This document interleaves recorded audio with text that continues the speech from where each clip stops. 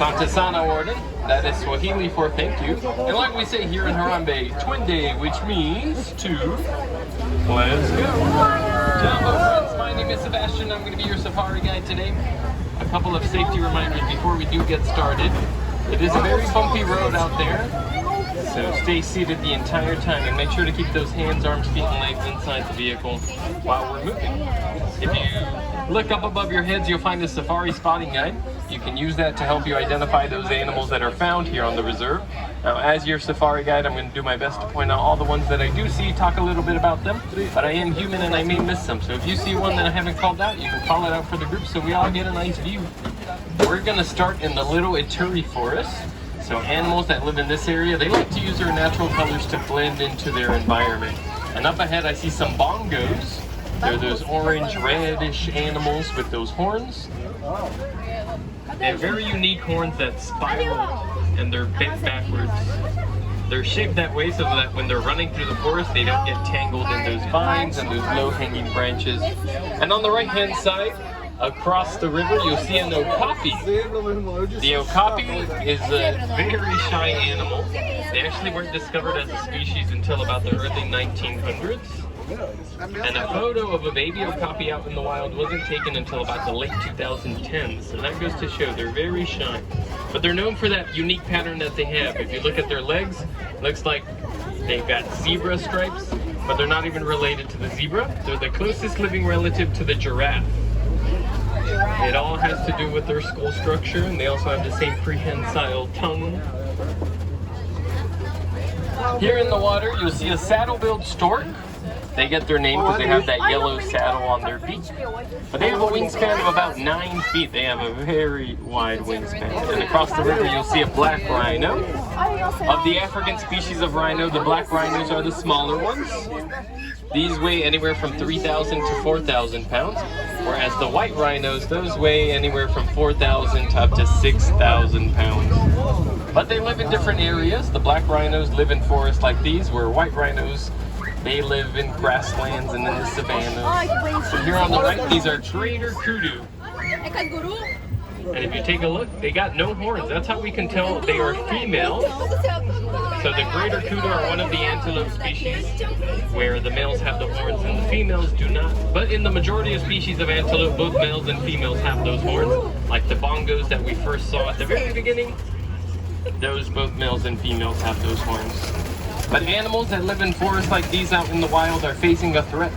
They're losing their habitat due to deforestation. But there is hope for them. There is several things we humans can do to help them out. We can purchase sustainable products, or even things that are made from bamboo instead of wood. Because bamboo is a grass, and just like we mow our lawns, that grass grows very quickly. Bamboo can grow about 80 feet in just 3 months, so a lot quicker than trees do. But we're now entering the Safi River.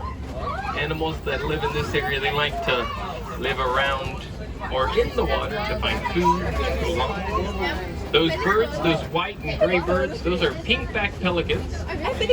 They get their name because during mating season they get a pinkish color on their backs. That's how they can attract mates. And on the left-hand side you'll see a hippopotamus just on the other side of the island over there. Now they don't swim, instead they run along the surface of the river or they walk. And they can hold their breath for about 8 minutes at a time. But when it's time for them to go to sleep, a part of their brain actually stays active that reminds the hippo's body to sink or to float up, take a breath, and then they sink back down to the bottom. Their diet consists of plants. They are herbivores. They only eat plants. But they do have very long teeth and very sharp teeth. They use those teeth to protect themselves, to spar with other hippos, because they are very territorial.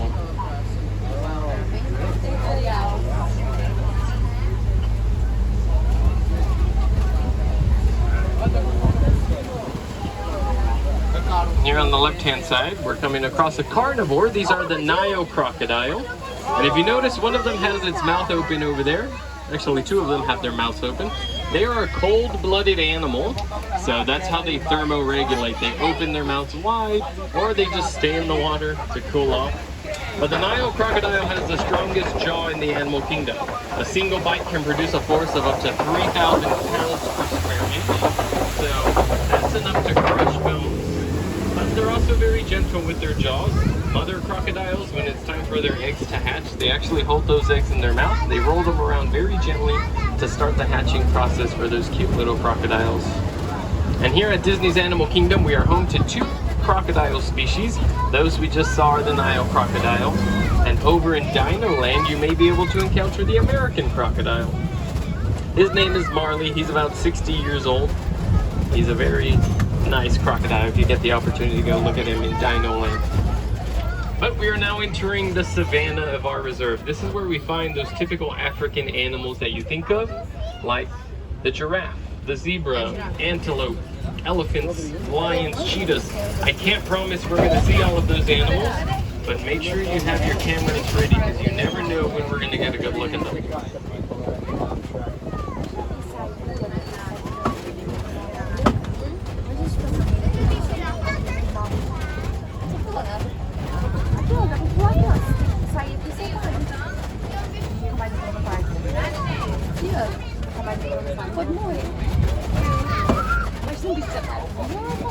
I do see some zebra in the distance, but we'll get a little bit closer to them. But the savannah is a very unique ecosystem. Every plant and animal plays a very important role in keeping this ecosystem alive. For example, if you look at these trees around us, you'll notice that there's leaves up to a certain point. That's because giraffes can only reach so high. But when they do eat from those tall trees, that puts holes in the tree's canopies and that allows sunlight to come in for the grass to grow, or other animals like zebra, wildebeest, and springbok, like the one over there on the right-hand side. So that small animal over there on the right-hand side is a springbok. But over here on the left is one of my favorite animals. These are African painted dogs. They got 2 names, African painted dogs or African wild dogs. They are the most successful hunter in the animal kingdom, have a success rate of about 85%. That's because they have a pack-like mentality. They all stick together, they all play a very important role in hunting. But their pattern is unique to them, just like our fingerprints on our hands, just like a zebra stripe. Now on the left, you're going to see some zebra, and behind the zebra are some sable antelope. The sable antelopes are those that are laying down. They have those very long horns.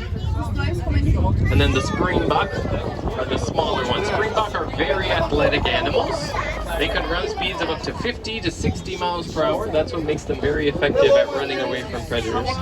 Now here on the left-hand side, we're coming up to some wildebeest. And if you notice, when they lay down, they have a strategy. They all face different directions so that they can have a 360-degree view around them. And if they see a predator coming or approaching, they can quickly get up and run. They're known to be blind runners. As soon as one starts running, they all follow. They have no idea what they're running from. They just run in the same direction. And that's what causes those stampedes out in the wild. But they can gather in groups of up to 1 million individuals. And the wildebeest are a part of what's called the Great Migration.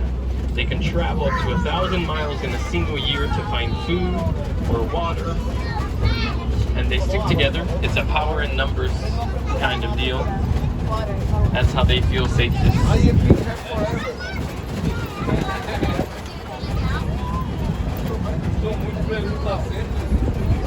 Now out in the open savanna on the right, I do see an Ankole cattle. They have 2 names, Ankole or Watusi cattle. They got the Watusi name from the Watusi tribe that first domesticated them in the 1900s. But they're known for those very long horns that they have. On average, those horns grow anywhere from 3 to 4 feet in length, but they can grow up to 6 feet. And although they look very heavy, those horns actually don't even weigh that much. That's because it's a honeycomb-like structure on the inside, and they're partly hollow. That's where a lot of their blood vessels are found.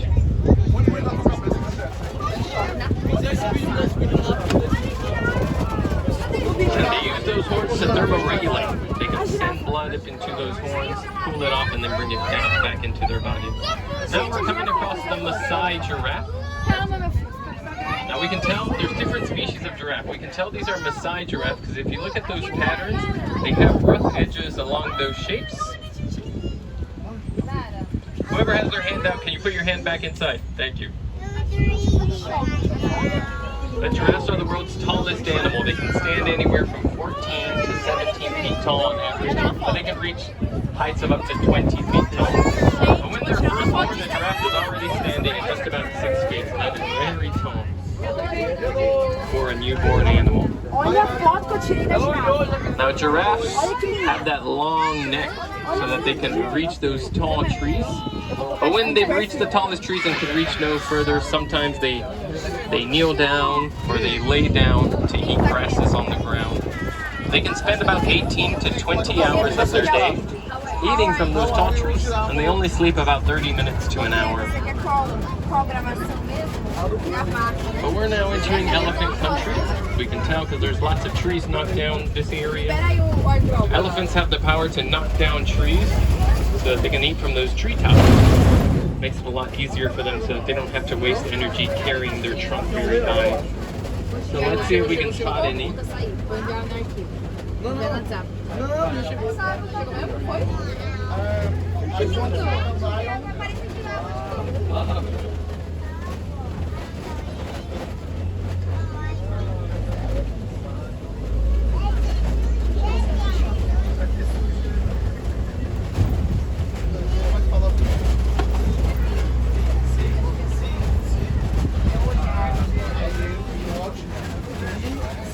There he is in the distance. You can see the back end of the African elephant. But African elephants, they are the world's largest land mammal. A female elephant can weigh anywhere from 8,000 to 11,000 pounds, whereas the males, they can weigh anywhere from 10,000 to up to 16,000 pounds. And in order to maintain that weight, they eat a whole lot. They can eat about 300 pounds of vegetation and grasses in a single day. So that produces about 300 pounds of elephant poop in a single day. But the way their digestive system works, they only digest about 20% of the total food that they eat. So that means that there's still a lot of fiber found in that vegetation. And fiber is used to make paper. So there's actually some organizations that collect elephant poop. There's a company called Poo Poo Paper. You can Google it. They sell notepads, note cards, journals of paper that's made from elephant poop. Now, of course, they process it, clean it. I actually have a notepad for myself at home, and it's crazy because in the sheets of paper, you can actually see the strands of grass. So it's crazy to think that that was once inside an elephant's stomach. But when you support organizations like that, you know you're doing a greater good for those endangered animals like the African elephant. And the way their social structure works, they are matriarchal. That means the female's in charge, and it's usually the oldest female that's the matriarch because she's lived the longest and has had the most experience around Africa. So she knows where the good watering holes are and what parts of Africa will have the best food during certain times of the season. So the females stick together, they raise their young together, and then the males, when they come of age, they leave the group to be solitary like the one we saw back there, or they can join a group of all males and they're the bachelors out in Africa.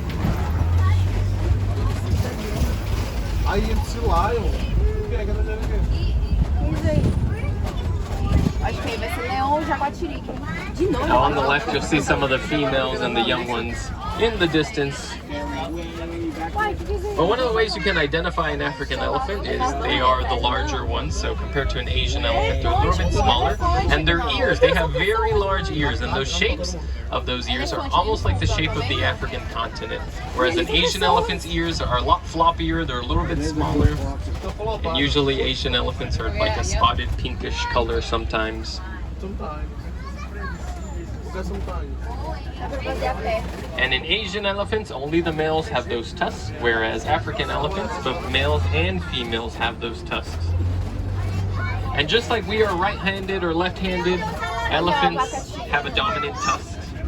You can tell which tusk is dominant because it's the one that's usually a little bit shorter because it's been worn down from all that usage.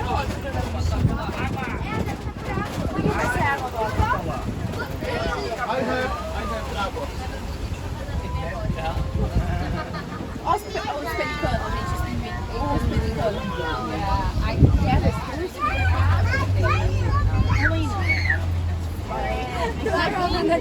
There are 6 species of flamingos in the world. The ones here on the left-hand side are the greater flamingo. They are the tallest standing and the biggest bodied, but when it comes to their pink color, they're not the brightest in pink. They actually house the majority of those pink feathers on the inside wing. So if one of them were to open their wings for us, we'd be able to see those brighter pink colors. But if you visit the Tree of Life towards the entrance of our park, you will find the lesser flamingo. That's the other African species of flamingo. They're shorter and smaller, but they're a little bit brighter in pink than these guys here. And that pink color comes from their diet. They eat brine shrimp and algae, which contains something called beta-carotene. That's what gives them that pink pigment. When they're first born, they're a fluffy gray, and it actually takes about a year and a half to 2 years to get that full pink color that the adult flamingos have. But as we make this turn here on the left-hand side, you'll see the white rhino. We saw the black rhinos in the front at the very beginning. These are the white rhinos. They got their name from a misinterpretation. So if you take a look at their lips, they have a very wide lip. And the term white in Afrikaans means wide. So when they would hear the locals calling them the white rhino, they thought they were calling them the white rhino. So that name stuck with them, but it has nothing to do with their color, because if you remember the black rhinos in the forest, they have the pretty similar color to these guys here. And if you notice next to the rhinos, there's a mud pit there. They love to spend lots of time in the mud for several reasons, because it cools them off, it acts as a natural sunblock and a natural insect repellent. So they spend lots of time in the mud. There on the left-hand side, you'll see a cheetah laying down under that tree over there. Now, cheetah are the world's fastest land animals. They can travel speeds of up to 60 miles per hour, and they do so in just about 3 seconds. They can maintain that speed for about the length of 3 football fields.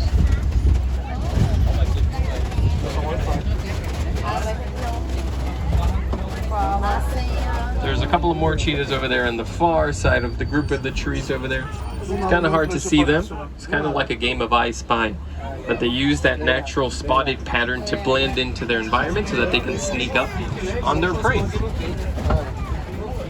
But all cats, bobcats, lions, leopards, even kitty cats if you have some at home, they have retractable claws. That means they can put their claws back inside of their paws when they're not using them. All cats can do that except for the cheetah. So cheetahs, they have their claws out all the time.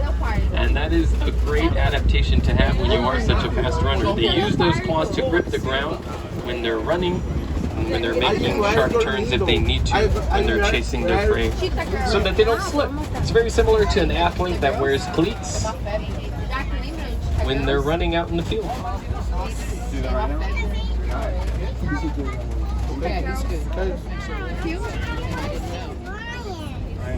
Now there on the right-hand side, you're going to notice some water buck, and then some more white rhinos, and over there in the distance by the warden's truck, you'll see some ostriches. Now, ostrich are the world's largest bird. Although they have wings and feathers, they don't fly. Instead, they run very fast. They can run speeds of up to 43 miles per hour. And they can use those wings to make sharp turns. But here on the left, you'll see the African lion. Of the 3 species of cats in Africa, the cheetah, the leopard, the lion is a dimorphic species. That means the male looks different than the female, right? So we're looking at the male there. And that's a pretty common sight for the lions. They rest anywhere from 16 to 20 hours of their day. They do so to conserve energy and get ready for a big hunt. And it's usually the females in the group that do the hunting.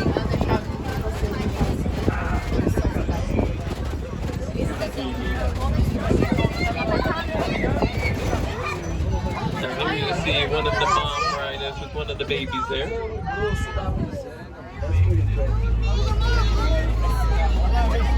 But out in the wild, rhinos have no natural predators because they are very large, they have very thick skin, so predators don't mess with them.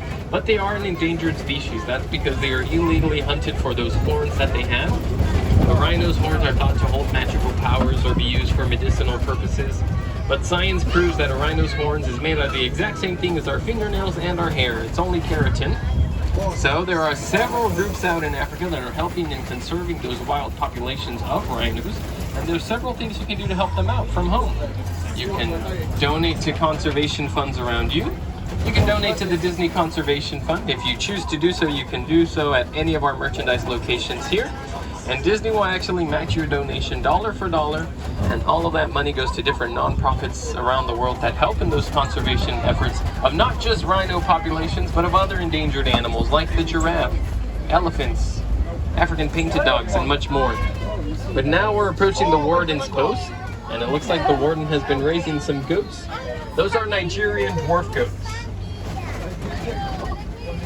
Although they look very small, they're actually fully grown. These are adult Nigerian dwarf goats. But farmers out in Africa can raise livestock like this because it provides them with a lot of resources. For example, they can use the goat's milk to make dairy products like butter and cheeses, and then they can sell those products out in the market for a profit so that they don't have to rely on the African wildlife as a means to survive.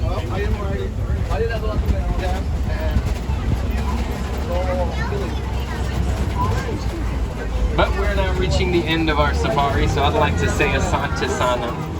Thanks for coming along and learning about the amazing animals that are found here at the Harambe Wildlife Reserve. And if there's one thing you take away from this safari, I hope it's that you know you have the power to make a difference in conservation efforts around the world.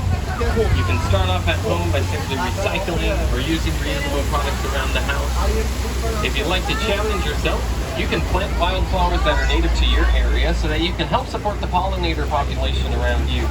Because pollinators are extremely important for our environment. They are actually in charge of about 1/3 of the global food supply because they pollinate those crops for us. So next time you're eating your favorite food, make sure you thank a little bee or butterfly, because without them we wouldn't have as much food on this planet.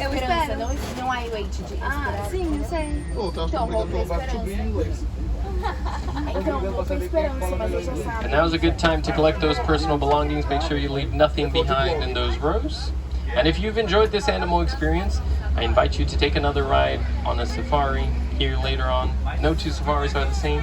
Or if you'd like to experience more animals, just past the exit of the safari here, you will find the entrance to the Gorilla Falls Exploration Trail. You'll find animals like meerkats, zebra, and of course gorillas, but that trail does close at 6:30 today, so if you'd like to experience those animals, make sure you get there before 6:30. Again, my name was Sebastian. It was a pleasure having you guys on board here.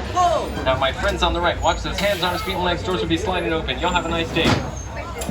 No.